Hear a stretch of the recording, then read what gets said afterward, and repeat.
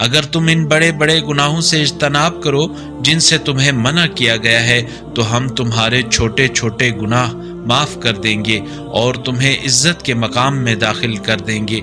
और जिस चीज़ में अल्लाह ने तुम में से बाज़ को बाज़ पर फजीलत दी है, उसकी तमन्ना न किया करो। मर्दों को अपनी कमाई का हिस्सा मिल जाएगा और औरतों को अपनी कमाई का हिस्सा मिल जाएगा, और अल्लाह से उसका फजल मांगते रहो।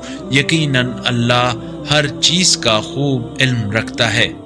और हमने इन सब के तरकों के वारिस मुकर्रर किए हैं जो माँ बाप और रिश्तेदार छोड़ जाते हैं, और जिनसे तुमने मुआहिदा किया है उन्हें भी उनके हक दे दो।